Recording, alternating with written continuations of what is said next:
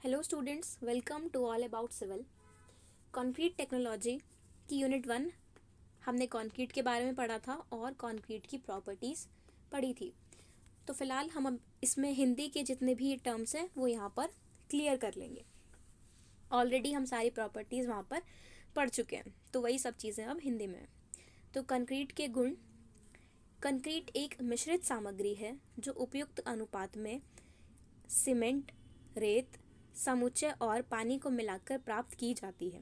यानी कि वही सब चीज़ें जो हम मिक्स करते हैं और मिक्स करके हम कंक्रीट बनाते हैं। कंक्रीट एक सार्वभौमिक निर्माण सामग्री बन गई है, यानी कि अब हम हर जगह कंक्रीट को यूज़ कर सकते हैं। सार्वभौमिक निर्माण सामग्री है जिसका बड़े पैमाने पर सिविल इंजीनियरिंग निर्माण में उपयोग किया जाता है। चूँकि ऐसी कोई सामग्री नहीं है जो अपनी उच्च संपीड़न शक्ति, किसी भी रूप और आकार लेने के लिए लचीलेपन, आग के प्रति अत्यधिक प्रतिरोधी और नगण्य रखरखाव लागत के साथ जंग न हो, इसके बारे में कंक्रीट से प्रतिस्पर्धा करता है। तो ये सब बेसिक चीज़ें थी कि कंक्रीट क्यों ज़्यादातर यूज़ होता है, क्योंकि ड्यूरेबल है, काफ़ी लंबे टाइम तक चल जाता है। कंप्रेसिव स्ट्रेंथ, संपीड़न शक्ति बहुत ही ज़्यादा होती है, और साथ में फायर रेजिस्टेंस, यानी कि आग नहीं लगती। आग अगर लग रही है तो कंक्रीट का उस पर कुछ खास असर नहीं पड़ता है। तो इन सब चीज़ों की वजह से हम कंक्रीट को यूज़ करते हैं। तो ये बेसिक था कि कंक्रीट के अंदर हम सरिये क्यों डालते हैं, तो वो रिइंफोर्समेंट के लिए है। तो फिलहाल हमें इसकी ज़रूरत नहीं है, हमें यहाँ से सिर्फ इतना पढ़ना है। कंक्रीट में संपीड़न बल, कंप्रेसिव स्ट्रेंथ इक्वल होती है कंक्रीट का 10% इंटू तनाव बल, यानी कि जो टेंसाइल स्ट्रेंथ होती है कंक्रीट के अंदर वो सिर्फ 10% होती है टोटल कंप्रेसिव स्ट्रेंथ के। तो यहाँ से शुरू करते हैं कंक्रीट के महत्वपूर्ण गुण। प्रत्येक सिविल इंजीनियर के लिए संरचना तैयार करने के लिए कंक्रीट के महत्वपूर्ण गुणों के बारे में जानना आवश्यक है। कंक्रीट के गुण विभिन्न कारकों से नियंत्रित और प्रभावित होते हैं। उनमें से मिश्रण अनुपात ठोस ताकत में महत्वपूर्ण भूमिका निभाता है, और ये अनुपात ताकत के गुणों को नियंत्रित करते हैं। तो यहाँ पर आपको कंक्रीट फिगर में दिख रहा है कि मिक्सर से कंक्रीट आ रहा है और हम इसको यहाँ पर ट्रांसपोर्टेशन के लिए हमने इसको रखा है। अब हमने 2 स्टेज पढ़ी थी। एक पढ़ी थी प्लास्टिक स्टेज, तो उसको हम यहाँ पर बोल रहे हैं प्लास्टिक चरण, और दूसरी स्टेज हमने पढ़ी थी हार्डन स्टेज, यानी कि जहाँ पर कंक्रीट सूखने के बाद हार्ड हो चुका था। एक वो स्टेज। तो कुछ प्रॉपर्टीज़ थी जो कि प्लास्टिक स्टेज में थी, जो कि सिर्फ तभी तक सीमित थी जब तक कंक्रीट प्लास्टिक है, यानी कि वो गीला है, और कुछ प्रॉपर्टीज़ जब कंक्रीट हार्ड हो गया है तब आई हैं। तो शुरू करते हैं प्लास्टिक चरण के दौरान कंक्रीट के गुण। सीमेंट और पानी के बीच रासायनिक संपर्क कुल मिलाकर एक ठोस द्रव्यमान में बांधता है। तो सीमेंट और पानी के बीच में रिएक्शन होती है, और रिएक्शन से एक ठोस चीज़ बन जाती है, जिस ठोस चीज़ को हम बोलते हैं कंक्रीट। ताज़ा कंक्रीट प्लास्टिक होगा ताकि इसे किसी भी वांछित आकार में ढाला जा सके। अब जो ताज़ा कंक्रीट होता है फ्रेशली प्रिपेयर्ड, यानी कि हमने तुरंत ही मिक्स किया है cement, sand, water, fine aggregate, coarse aggregate, और अगर ज़रूरत हो तो एडमिक्सचर्स। तो ये सब चीज़ें हमने जैसे मिक्स की हैं तो तुरंत जो कंक्रीट बनता है उसको हम बोलते हैं फ्रेशली प्रिपेयर्ड कंक्रीट, तो ताज़ा कंक्रीट। तो ये जो भी होगा ये इसलिए होता है जिससे हम इसको किसी भी शेप में बना सकें। जैसे हमें कोई सर्कुलर कॉलम बनाना है, गोल कॉलम बनाना है, कोई हमें स्क्वायर वाला बनाना है, या फिर कुछ बीम बनाना है, फाउंडेशन बनाना है, तो ऐसे में हम अपनी अकॉर्डिंग शेप चुन सकते हैं। तो ताजे कंक्रीट का ये फ़ायदा होता है।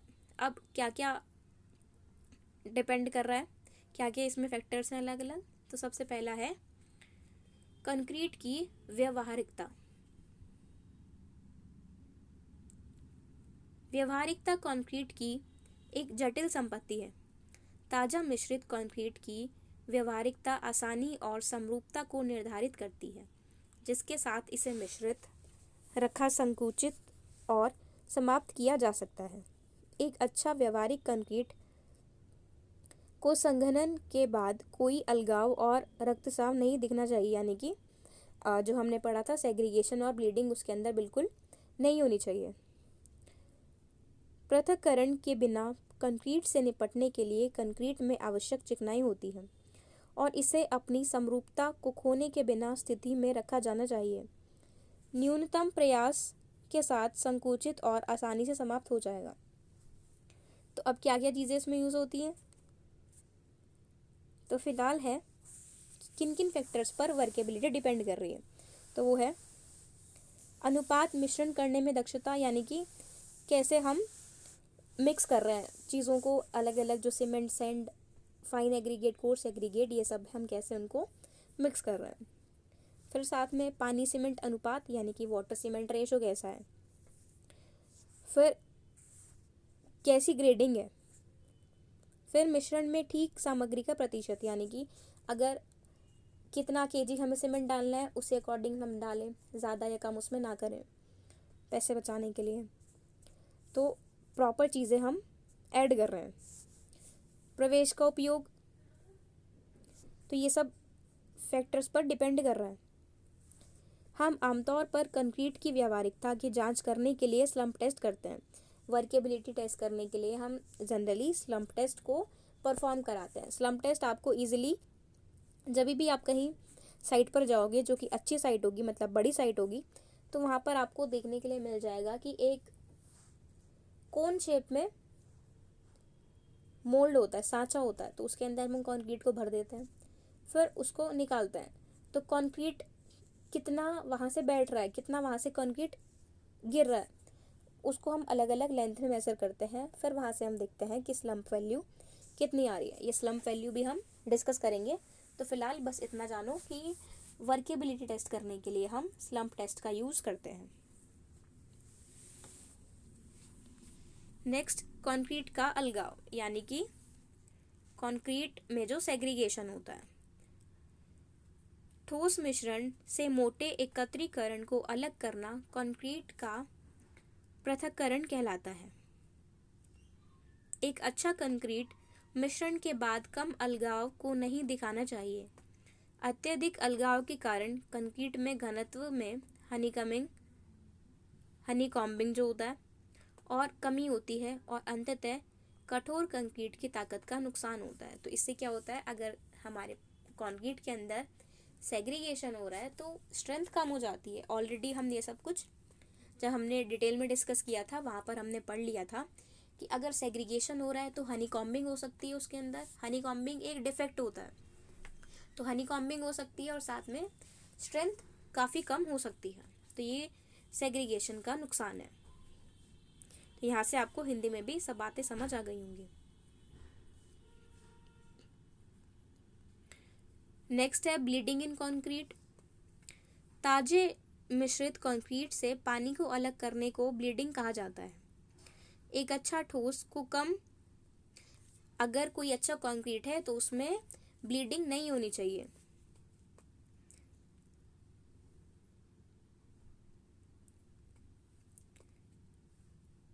अब नेक्स्ट है, अब हमने जो ये चीज़ें पढ़ी हैं वो है प्लास्टिक स्टेज वाली, यानी कि ऐसी स्टेज जहाँ पर कंक्रीट में ऐसी स्थिति में था कंक्रीट जहाँ पर वो प्लास्टिक था, उसने अपनी शेप को परमानेंटली नहीं लिया था। लेकिन अब जो हम प्रॉपर्टीज़ पढ़ रहे हैं वो कब की है, वो प्रॉपर्टीज़ तब की हैं जब कंक्रीट अपने हार्ड स्टेट में, कंक्रीट बहुत ज़्यादा हार्ड हो चुका है, फाइनल शेप में अपने आ चुका है। सपोज हमें कॉलम बनाना था तो हमने कंक्रीट को कॉलम के अंदर डाला और वो वहाँ पर रहते रहते हार्ड हो गया है और उसने अपनी शेप को अटेन कर लिया है। तो अब यहाँ पर क्या क्या होता है, समय समय पर ट्रीटमेंट करने से 28 दिनों के भीतर वांछित संपीड़न शक्ति का 95% ठोस लाभ। कठोर कंक्रीट में निम्नलिखित गुण होने चाहिए। अब क्या क्या गुण है, सबसे पहला है संपीड़न शक्ति। संपीड़न शक्ति क्या होता है, कंप्रेसिव स्ट्रेंथ, जो हमने स्ट्रक्चरल मैकेनिक्स के यूनिट 1 में डिस्कस किया था, यूटीएम। कंक्रीट की ताकत को न्यूटन पर मिलीमीटर स्क्वायर में सार्वभौमिक परीक्षण के साथ परीक्षण किए जाने पर 28 दिनों की उम्र में 150 मिलीमीटर क्यूब की विशेषता संपीड़न शक्ति के रूप में नामित किया गया है। चूंकि कंक्रीट के ग्रेड 15 से 18 न्यूटन पर एमएम स्क्वायर के बीच भिन्न होते हैं, ये ग्रेड मिक्स अनुपात के आधार पर भिन्न होते हैं। एक अच्छा कंक्रीट वांछित कंक्रीट की ताकत से 5% से कम के नीचे नहीं होना चाहिए। इसका मतलब है, हम जानते हैं कि M20 ग्रेड कंक्रीट में 20 न्यूटन पर मीटर पर एमएम स्क्वायर की कंप्रेसिव ताकत है। जो भी M20 मैंने आपको लास्ट लेक्चर में बताया था कि M20 में M का मतलब होता है मिक्स और 20 जो वैल्यू है ये होती है कंप्रेसिव स्ट्रेंथ। जैसे यहाँ पर है M20 में 20 न्यूटन पर एमएम स्क्वायर, तो इसको हम बोल रहे हैं यहाँ पर कंप्रेसिव स्ट्रेंथ।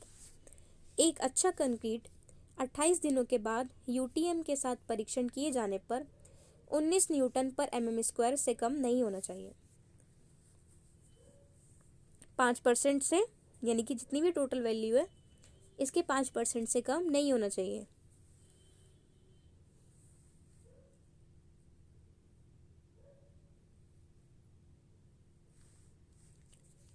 तो ये आप रीड कर लो यहाँ से।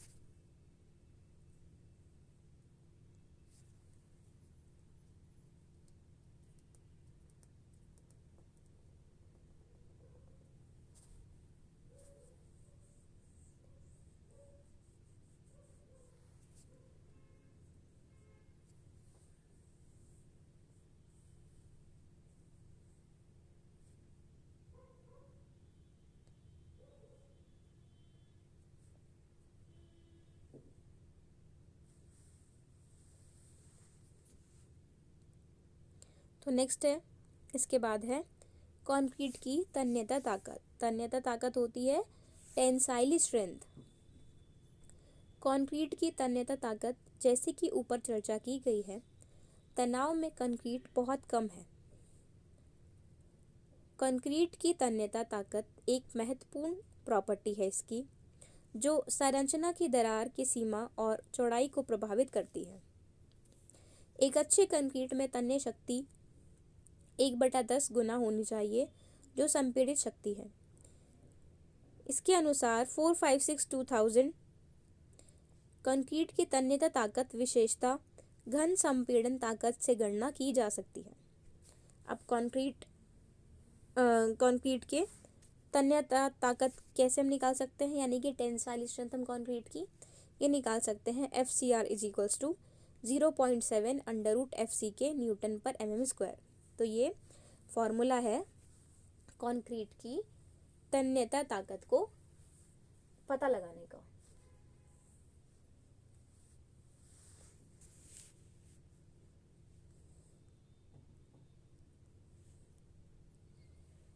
कंक्रीट की तन्यता ताकत को स्प्लिट सिलेंडर विधि द्वारा प्रयोगात्मक रूप से गणना की जा सकती है। अब हम इसको स्प्लिट सिलेंडर से फाइंड कर सकते हैं। तन्य शक्ति का मान घन संपीड़ित ताकत के 1/8 से 1/12 के बीच भिन्न होता है। अब हमारे पास एक टेबल है, जिस टेबल में हमारे पास अलग अलग ग्रेड और साथ में उनकी तन्यता ताकत यानी कि टेंसाइल स्ट्रेंथ के बारे में बता रखा है। तो M20 से लेकर M25 तक 2.2 न्यूटन पर एमएम स्क्वायर। उसके बाद M25 से लेकर M30 तक 2.6 न्यूटन पर एमएम स्क्वायर। M30 से M35 तक 2.9 न्यूटन पर एमएम स्क्वायर। और M35 से 50 तक 3 से लेकर 3.5 न्यूटन पर एमएम स्क्वायर। और M50 से लेकर M60 ग्रेड तक के लिए तन्यता ताकत टेंसाइल स्ट्रेंथ होती है 3.5 से लेकर 4.1 न्यूटन पर एमएम स्क्वायर। ठीक है, यहाँ तक बात हमें समझ आ गई है।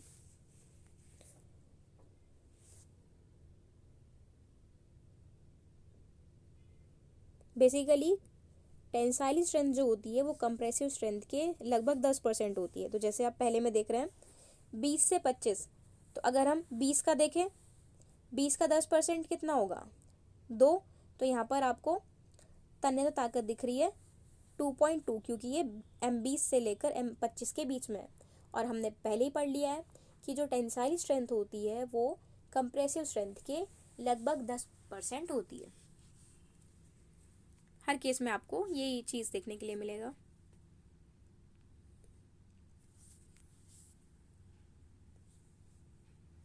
नेक्स्ट देखते हैं लोच के मापक यानी कि modulus of elasticity.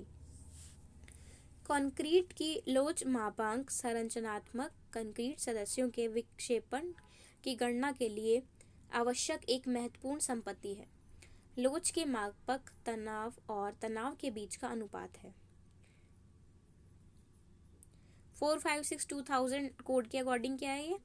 EC modulus of elasticity होता है 5000 अंडर रूट एफ सी के न्यूटन पर mm स्क्वायर। जो हमने लास्ट पढ़ा था कि टेंसाइल स्ट्रेंथ होगी 0.7 under root F C K, और यहाँ पर पढ़ रहे हैं हम मॉड्यूलस ऑफ इलास्टिसिटी, तो ये हो जाएगा 5000 अंडर रूट एफ सी के।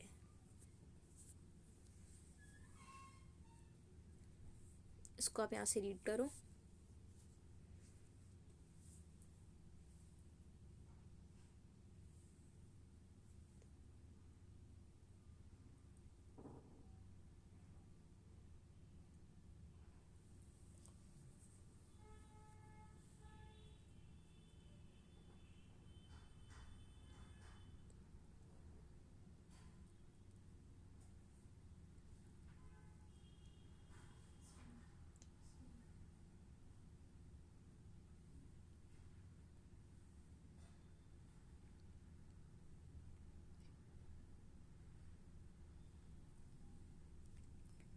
नेक्स्ट है हमारे पास टेबल जिसमें कंक्रीट के ग्रेड लिखे हैं और साइड में लिखा है कि मॉड्यूलस ऑफ इलास्टिसिटी की वैल्यू क्या होगी। मॉड्यूलस ऑफ इलास्टिसिटी की वैल्यू होती है किलो न्यूटन पर mm स्क्वायर में इलास्टिक मॉड्यूलस।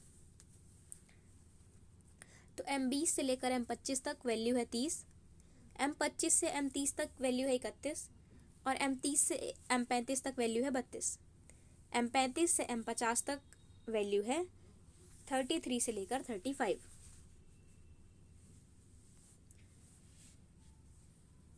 तो यहाँ से हमें मॉड्यूलस ऑफ इलास्टिसिटी की वैल्यू समझ में आ गई है।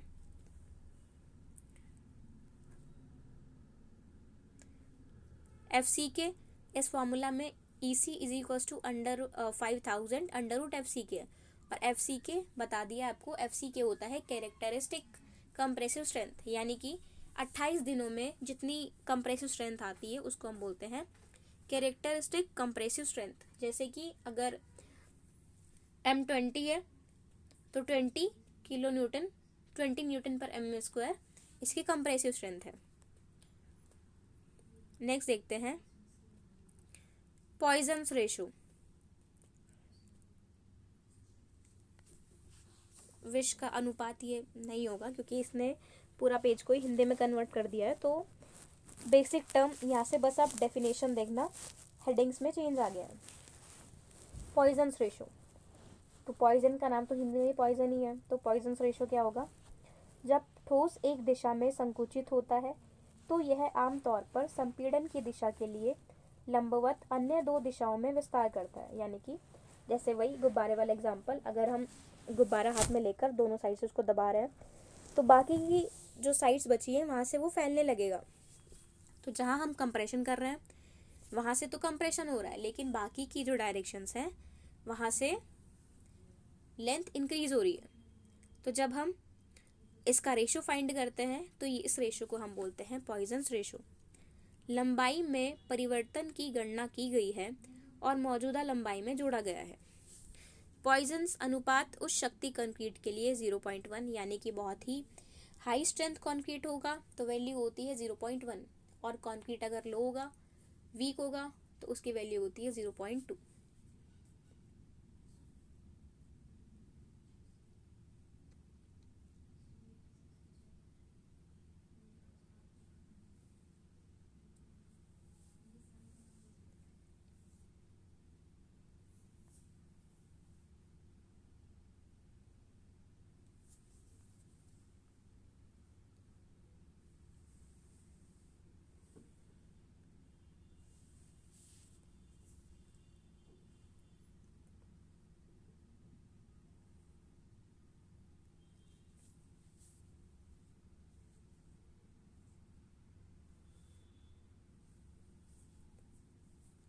नेक्स्ट है हमारे पास कंक्रीट का संकोचन, यानी कि क्रीप आता है ना कंक्रीट के अंदर, श्रिंकेज।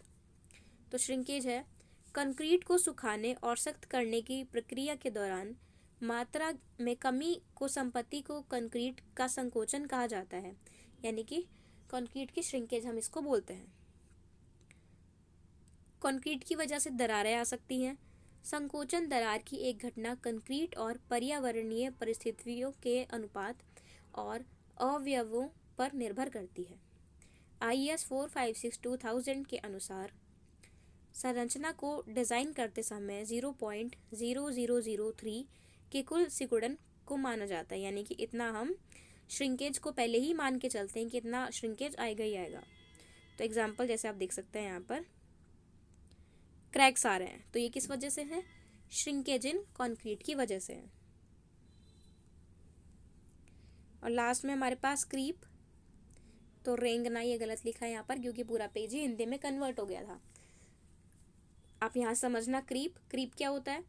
क्रीप के अनुसार अगर हम निरंतर भार लगा रहे हैं, कोई भी लगातार लोडिंग कर रहे हैं और प्लास्टिक विरूपण के रूप में परिभाषित किया गया है, ठीक है, प्लास्टिक चेंज उसके अंदर आ रहा है, परमानेंट चेंज आ रहा है, तो उसको हम बोलते हैं क्रीप।